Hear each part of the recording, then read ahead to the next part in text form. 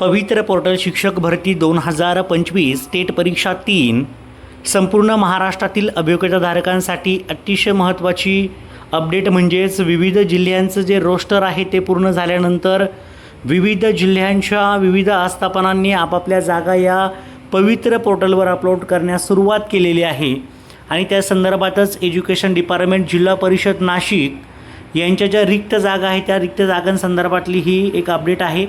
आपण या ठिकाणी जर पाहिलं तर साधारणतः तुम्हाला एक अंदाज येईल की या नाशिक जिल्ह्यामध्ये आपण जर विचार केला तर विविध ब्लॉक आहेत म्हणजे तालुके आहेत, तर त्या तालुक्यांमध्ये देखील वेगवेगळ्या जागा विविध स्तरावरच्या आहेत। ग्रॅज्युएट टीचर म्हणतो आपण, त्याच्यानंतर आपण जर पाहिलं तर म्हणजे याच्यामध्ये सुद्धा जर पाहिलं तर 1 ते 8च्या खरं तर ह्या जागा आहेत। 9 ते 12च्या जागा या वेगळ्या असतील, विविध संस्थांच्या जागा त्यामध्ये असतात, त्याच्यामुळं त्या जागा देखील वेगवेगळ्या येऊ शकतात। जिल्हा परिषदेच्या जागा नक्की किती आहेत त्या संदर्भातला हा व्हिडिओ आहे। तर व्यवस्थितपणे तुम्ही या ठिकाणी पाहू शकता वेगवेगळे जिल्हे दिलेत, अप्रूव्ड पोस्ट म्हटलेलं आहे। आता हा पहिला जो कॉलम आहे अप्रूव्डमधला, याच्यामध्ये जर पाहिलं तर अंडर ग्रॅज्युएट टीचर किती आहे, शिक्षकांची संख्या दिली आहे। ग्रॅज्युएट टीचर किती आहेत त्याच्यामध्ये एम एस म्हणजे मॅथ आणि सायन्स आहे, लक्षात ठेवा। लँग म्हटलं म्हणजे लँग्वेज आहेत, SOC म्हणजे सोशल सायन्स। तर आपण हे अशा पद्धतीने तुम्हाला हे टेबल दिसत आहेत, पहा व्यवस्थितपणे पाहून घ्या। त्याच्यानंतर हे एकूण जर पाहिलं तर 15 जे ब्लॉक आहे त्या 15 ब्लॉकचा हा अपडेट आहे। तर अशा पद्धतीने पहिला कॉलम जर पाहिला तर एकूण पोस्ट आहेत, दुसरा कॉलम जर पाहिला तर वर्किंग पोस्ट आहेत, वर्किंग म्हणजे तिथे काम करणाऱ्या, आणि फॅकंट पोस्ट आपण जर या ठिकाणी जर पाहिल्या तर पहा पहिलाच जर पाहिलं तर बागलान जर पाहिलं तर 64 जागा त्या ठिकाणी रिक्त आहेत। त्यानंतर पुढे जर पाहिलं तर चांदवड आहे, त्याच्यामध्ये 67 जागा रिक्त आहेत। देवळाला जर पाहिलं तर 45 जागा या रिक्त आहेत। आता याच्यामध्ये रिक्त असणाऱ्या जागांची संख्या पण पाहून घ्या। मॅथ सायन्स जर पाहिलं तर बागलानला मॅथ सायन्सच्या 8 जागा रिक्त आहेत, भाषेच्या जागा 12 रिक्त आहेत आणि सोशल सायन्सच्या जागा रिक्त नाही आहेत। हेडमास्टरच्या जागा जर पाहिलं तर 6 जागा रिक्त आहेत, म्हणजे एकूण 64 जागा आहेत। दुसरं जर पाहिलं तर चांदवडचा विचार जर केला आपण तर अंडर ग्रॅज्युएटचा विचार जर केला तर एकूण 11 जागा रिक्त आहेत। ग्रॅज्युएट टीचर जर पाहिले आपण 8वीपर्यंतचे जर पाहिले तर 23 जागा मॅथ सायन्सच्या आहेत।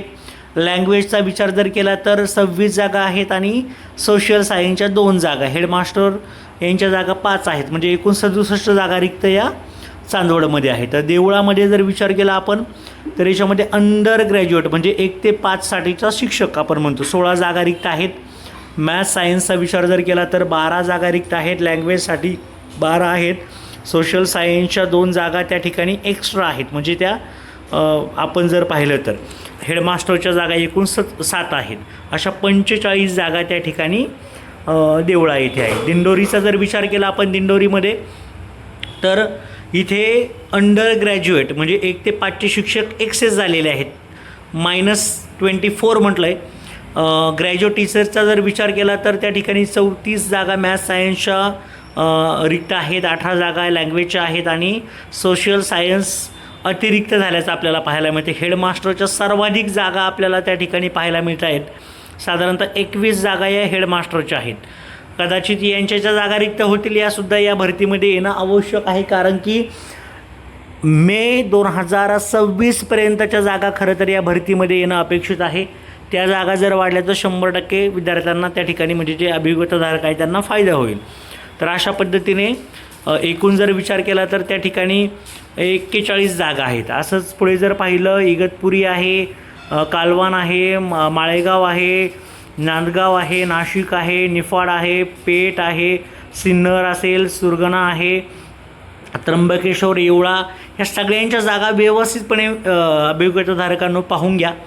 इथे रिक्त जागा कोणत्या आहेत, अतिरिक्त जागा किती आहेत आणि टोटल जागा किती आहेत यांचा आकडेवारी या ठिकाणी आपल्याला पाहायला मिळत आहे। तर माझी इच्छा आहे की सर्वच्या सर्व जे आपले अभियोग्यताधारक आहेत त्यांचं कुठं ना कुठं तरी आपलं काम व्हावं आणि 100% तुम्हाला यावर्षी आपल्या जागेवरती आपल्या जॉबवरती जाता यावं। तसेच तुम्हाला मी सांगू इच्छितो की इंटरव्ह्यूसाठीची जी तयारी आहे त्या संदर्भातले जे महत्त्वाची तयारी कसं प्रेझेंटेशन कसं करायचं या संदर्भातल्या व्हिडिओ देखील आपण उपलब्ध करून दिलेले आहेत आणि त्याची तयारी देखील आपल्या चॅनेलवरती आपण करून घेणार आहोत. तसेच 2022चं मेरिट नक्की किती लागलं होतं त्या संदर्भातल्या मेरिट लिस्ट देखील आपल्या चॅनेलवरती मी आपल्यासाठी उपलब्ध करून देतो आहे, जेणेकरून तुम्हाला अंदाज येईल की मागच्या वर्षीचं मेरिट काय होतं आणि आता मेरिट काय लागू शकतं. सर्वांना all the best. Thank you so much.